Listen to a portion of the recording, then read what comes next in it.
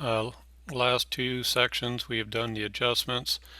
We put in the account titles out of the general ledger, and then we put in the balances that they had at the current time, whether they're debit or credit, and then we did the balance to make sure we were actually balanced. So we total approved and ruled them. Then we did our adjustments according to the balances we have in our different asset accounts, our merchandise inventory, our supplies, office and store, and our prepaid insurance. We had beginning balance of those, which are listed over here, and then we had our ending balance, which they figured, and we ended up applying the ending balance over in our balance sheet account.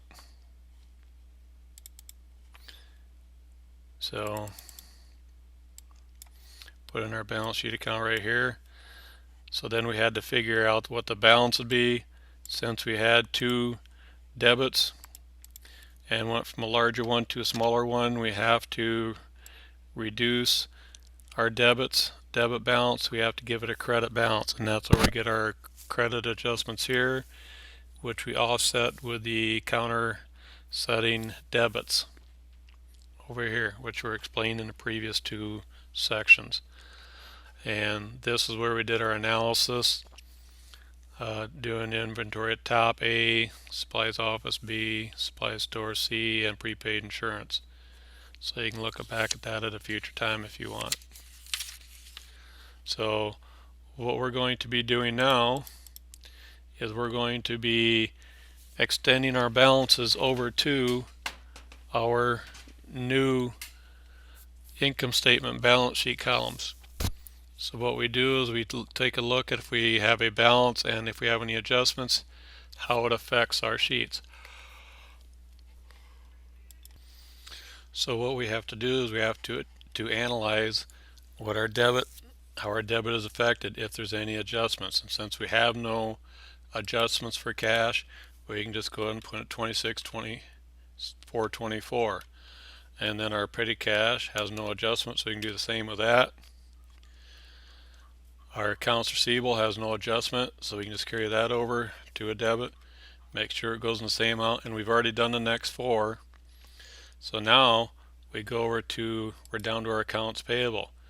We have no adjustment for that going across, so you got to make sure that goes in the same account or same balance. Same with our sales tax payable, and our capital has no adjustment to it either.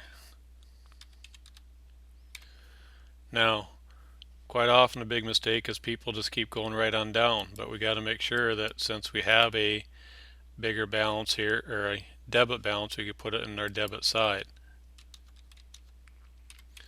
And then we go back to the balance for the partner, and then the partner's drawing. Okay, now we had no beginning balance in our income summary because we haven't done any type of adjustments before now.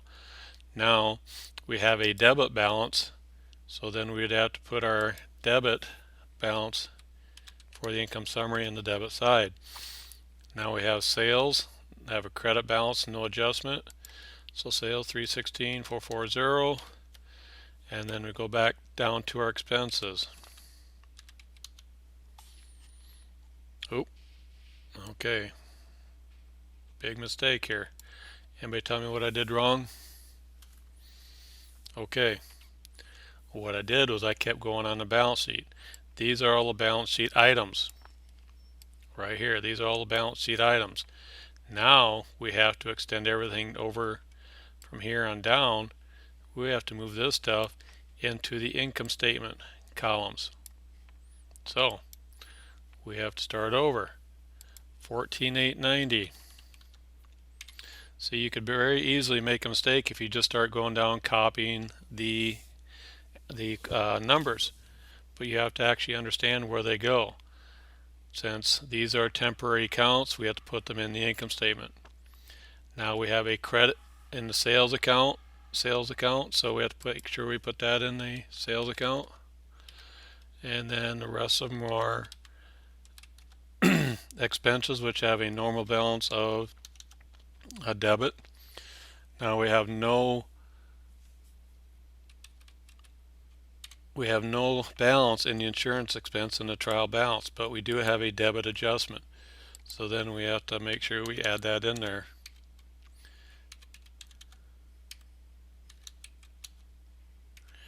And we have no balance in those two supply accounts, so we have to make sure we put those into the correct amount. So make sure we do 0 plus the adjustment,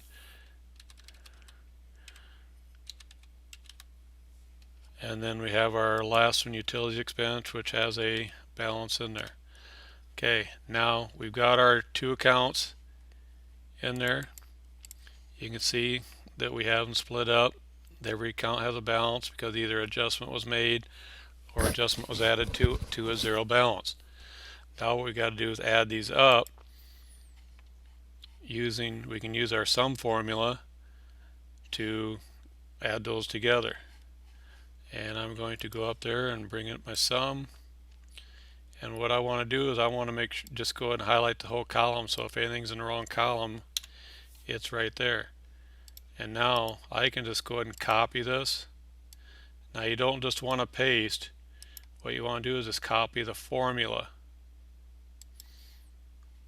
Now these will not equal. The income statement will not equal, and the balance statement will not equal. What we have to do now is figure out what the difference is between this one and this one. So I've got, let's go and make it a little bigger again here. I've got 316,440 is the bigger balance, 240,255 is the smaller balance, and we'll just make it a little easier over there. So then what I have to do is I have to take this one, the larger one, minus the smaller one, and I get a balance of 76,185. So I put that underneath the smaller one.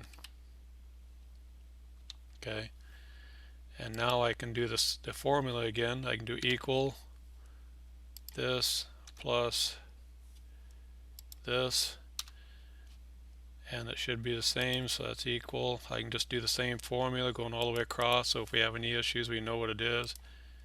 Copy. I'm going to copy just the formula, and our two balance here. So now I can go ahead and paint that. Now since I have a debit here, I need to put a credit over here. Okay.